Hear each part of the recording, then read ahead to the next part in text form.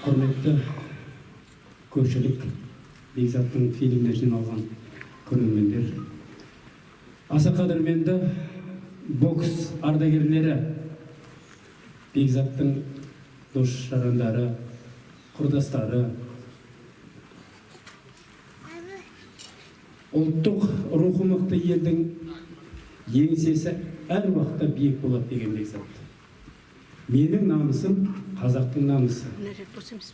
Менің жеңісім қазақтың жеңісі деген. Бекзат өз жерін, елін, өзінің қасиетті қаласы Түркістанды өте қатты жақсы көрді.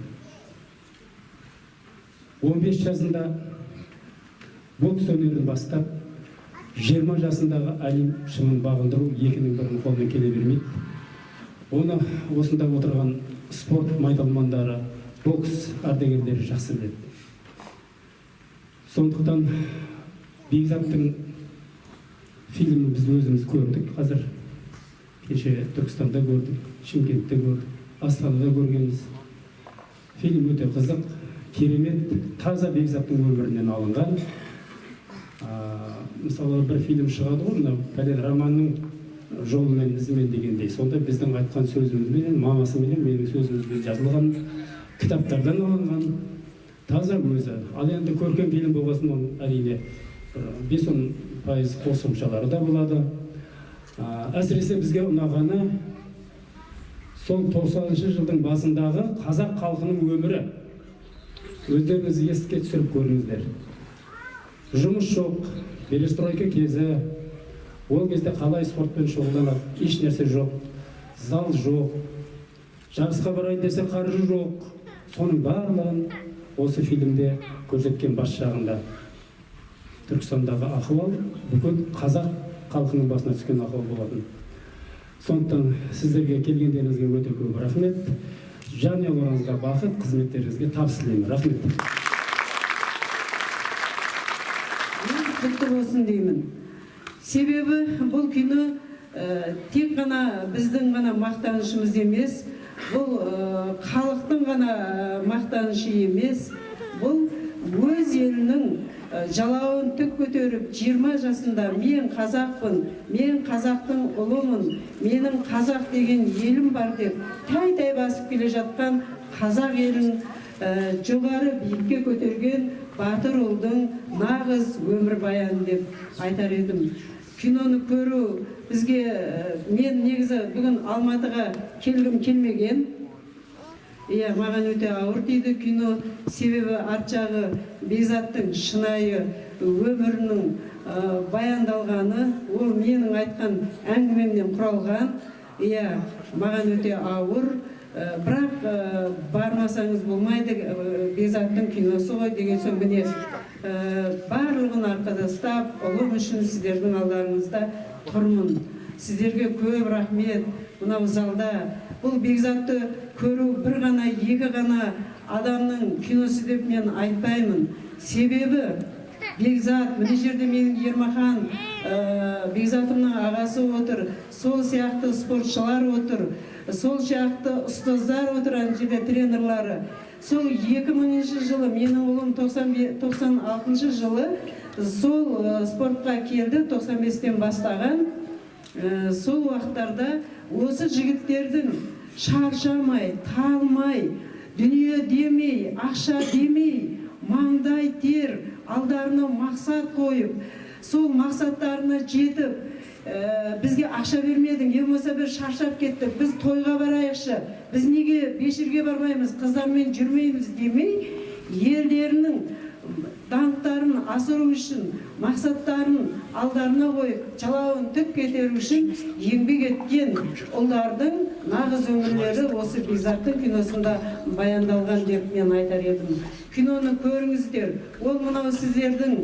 Осы жерде ата-аналар отыр, үлкен кіші, аталар, әжелер бар, мына спортшылар бар, кішкентай ұлдар, мына қыздар, немере шөберелер отыр. Міне соларға керек. Ертең Бекзаттай ұлдар тәрбиеленсе, қыздар тәрбиеленсе, олар тек қана спортшы болып, қазақ елінің көк жалауын көтеру мәре емес. Олар елдің, халықтың нағыз еңбек ететін ұлдары адал, қыздары болып өссе, міне сіздердің бақыттарыңыз, қазақ еліміздің бақыты деп білемін мен. Сондықтан киноны көріңіздер, өте жақсы фильм. Иә, мынау келесі жылы Олимпиада болады. Мынау осы жерде сол Олимпиадаға лицензия алып жатыр, ала берсін. Баратын ұлдар бар, спортшылар бар. Тек қана бокстан емес, қазақ елінің әртүрлі спорт түрлерінен барады балалар. Міне солардың нағыз көретін фильмдері. Қазіргі мен балаларыма айтар едім. Сіздерде бәрі бар, қазіргі спортшылар жандарым. Сіздерде ақша да бар, сіздерде жақсы спорт залдар да бар, сіздерде киетін киім де бар, бәрі бар сіздерге. Сіздер самолеттен түскенден бастап, поездан түскенден бастап, сіздер екінші орын, бірінші орын алғандарға рахмет, 5-ші, 6-ші орын аламай атсаңыздар, сіздерді марапаттайды. Бірақ соны бағалаңыздар, елдің даңқын көтеріңіздер, келесі жылы Олимпиада. Жалауды өтіп көтеретін ұлдар, қыздар көбейсін деймін. Рахмет сіздерге.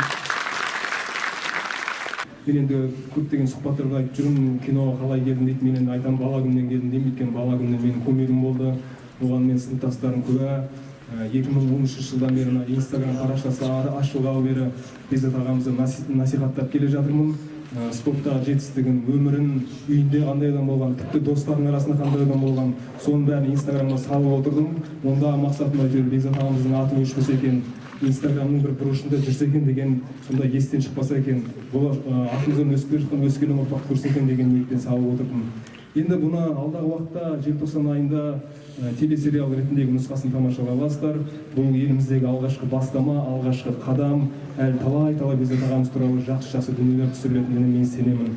Енді бұл фильм 95 жылдан бастап сол Түркістан қаласының жалпы өмірі бейнеленеді. Сол кездегі бұзықтық кезең, төбелестер, жақтарымыз ісіп, жігіттердің мұрындары ғана көздерге көріп жүрген кездерден басталады. Осы фильмге атсалысқан барша түсірілім тобы отыр, сіздерге көп рахмет айтқым келеді. Менің осы бала күнгі арманымның орындалуына себепкер болған Мұрат Бидосов ағама көп рахмет айтқым келеді. Марат Нұржымбаев ағамызға көп рахмет айтқым келеді. Және Бекзат ағамыздың кумирі болған Серік Қонақбаев ағамыз отыр. Бір шақал от қойсаңыздар. Сіздер келген видеоға қуаныштымын. Енді Бекзат ағамыз қазақтан шыққан тұңғыш Олимпиада чемпионы болса, мен сол Бекзат ағамыздың рөлін сомдаған қазақтан шыққан тұңғыш актер болып қалса, маған сол үлкен жетістік деп білемін. Рахмет. Ол жасалатынына құтты болсын. Бүгін тойда айтын күні қазақ.